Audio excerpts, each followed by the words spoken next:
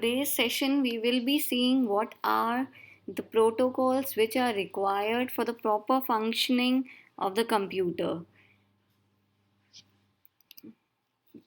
In the world of technology, there are vast number of users communicating with different devices in different languages. That also includes many ways in which they transmit data along with the different software they implement. So, communicating worldwide will not be possible if there were no fixed standards that will govern the way user communicates for data as well as the way our devices treat those data. In this session, we will be studying about these rules and regulations that govern the internet. Our learning objectives will be the network protocols, that is TCP, IP, FTP, HTTP, and PPP. Email protocols, SMTP, POP3, chat protocols, IRC, and VoIP.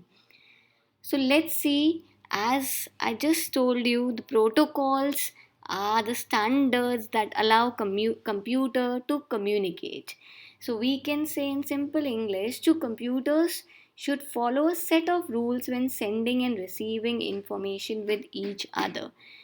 For example, we can take a simple example of this. Like for example, you just came to the school for the admission. Now, the admission team follows a particular protocol or follows a particular rule to get the admission form filled, to inform you about the fee structure, to inform you about the admission test. This is the first protocol, the first rule which the organization, that is the school, has told them to follow if any new admission comes.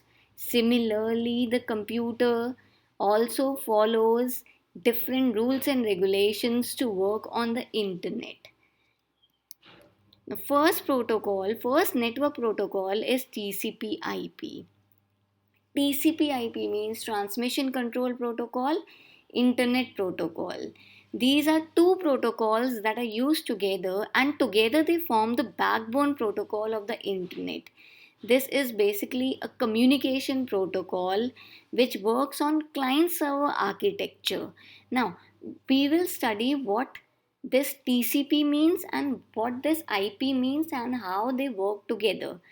TCP breaks the data into small data packets. We all know when data is getting transferred from one device to another, it breaks itself into small packets which the network can handle. This TCP manages the assembling of the file. It verifies that all the packets, when arrive at the destination, they reassemble in proper way. It is basically involved in transferring the data from the sender to the receiver and at the end reassembling them. IP IP means that each unit of data is individually addressed. Each data packet has been allotted an address from the source to the destination. This IP handles the address of each packet so that it reaches the right destination. It's very important. Please note TCP is responsible for the data delivery of a packet and its reassembling, and IP is responsible for giving it a logical address.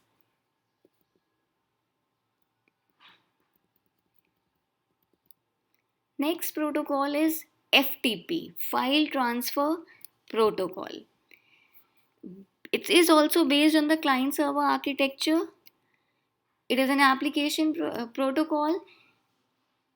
It is which is used to transfer files from one system to another on the internet. So you can see here a well which is acting as your computer. You need to fetch some water from it. So when you are fetching the water, these are your files which we can imagine. These are your files which we want to fetch from the computer, from your machine. When you have fetched the water, you have filled the glasses, you are very happy. It means the work of FTP is done. Your computer, your well is acting here as a client, and you are filling the water in glasses. This is acting as your server. In between, the protocol which is acting is FTP, File Transfer Protocol. Next protocol is Hypertext Transfer Protocol. Hypertext Transfer Protocol. Hyper means jumping. Whenever you click on some text, image, web on the internet, the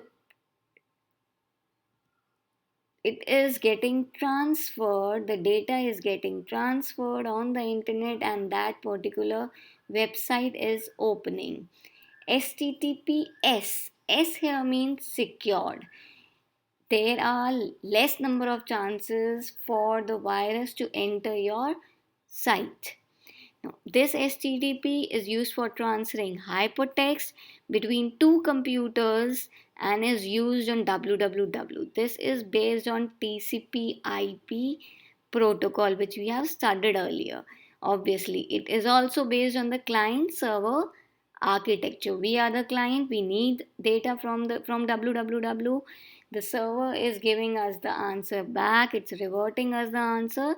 So it's working on client server architecture. Now, this client send requests to web servers for web elements such as web pages and images. After the request is serviced by the server, the connection between client and server across the internet is disconnected. A new connection will again be made if the client request for another searching. Next protocol is point to point protocol.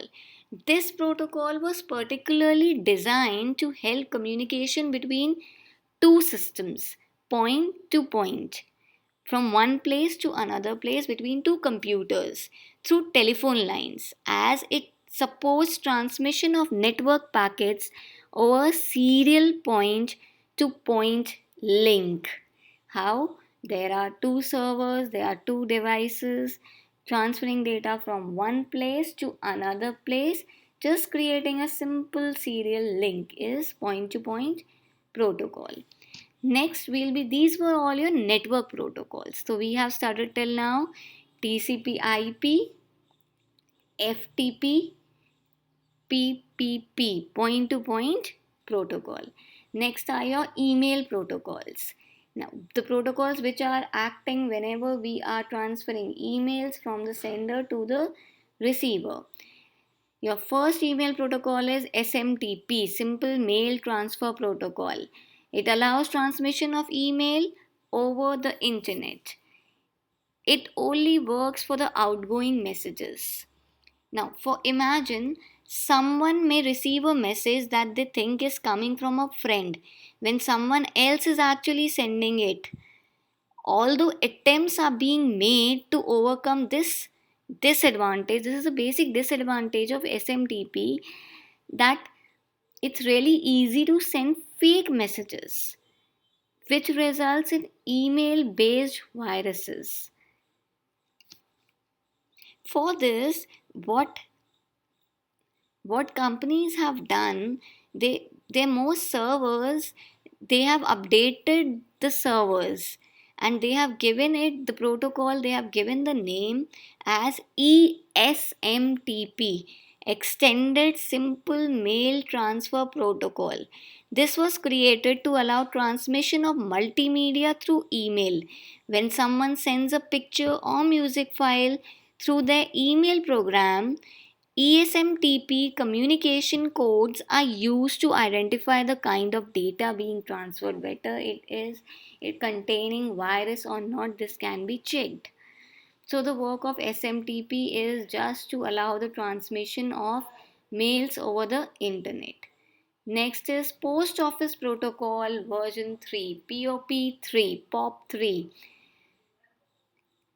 This is the method of receiving emails and holding the emails for an individual until they pick it up. Until the user doesn't check the email, it remains there in your outbox, as in your, or you can say in your draft. Whenever the person comes online, the work of the pop is to make it visible to the user. So you can see here your ISP SMTP is helping to send a message to with the help of your ISP. POP3 is receiving that mail. Next is your remote access protocol. A remote access protocol manages the connection between a remote computer and a remote access server. Now, what is this meaning? Remote computer is a computer to which a user does not have physical access, but which he or she can access or manipulate via some kind of computer network. You are not physically handling it, some other computer is somewhere else and you are using it. For example, you are using a laptop in your home and somewhere else you are able to handle your mobile phone with the help of your laptop. This is your remote access computer, and the protocol which is acting is known as remote access protocol. One such protocol is telnet, also known as terminal network. It is a main internet protocol for creating a connection with a remote machine. It gives the user the opportunity to be on one computer system and to do work which may be anywhere across the globe. Next is your chat protocols. Number one is your internet relay chat. Everyone knows what a chat is. Chat is a textual communication between users. Now, IRC, Internet Relay Protocol. IRC provides chatting between a group or between two individuals, also based on client server models. Next protocol is VoIP, Voice over Internet Protocol. Whenever you are chatting as well as you are talking on phone with the help of internet, the protocol acting there is Voice over Internet Protocol. It enables the transfer of voice using packet switch networks. So examples are your various voice conferencing protocols: WhatsApp, Line, Messenger, WeChat, Telegram, IMO, Hi. These all are your examples of VoIP. Now, there are three different types of VoIP services provided by the internet. Number one is ATA. Number two, Internet Protocol phones. Number three, computer to computer. ATA means analog to digital convergence. It is used to connect the telephone lines to the computer. It takes analog signals from the phone, converts them to digital signals. IP phones, these act as your cordless phones. With the help of routers, they get connected and you can handle VoIP protocols, VoIP telephones. Third one is computer computer, which we are using right now. We are using computer, internet, speakers, microphones. So this is the simplest way to use VoIP. Just we need an ISP connection for this. I hope the three types of protocols are clear. Number one, network protocols. Number two, we have done the chat protocols. Number three, your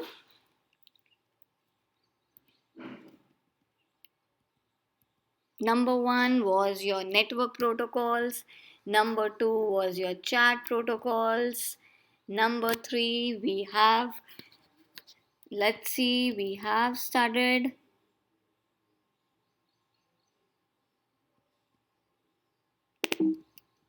here network protocols, then your email protocols, and your chat protocols.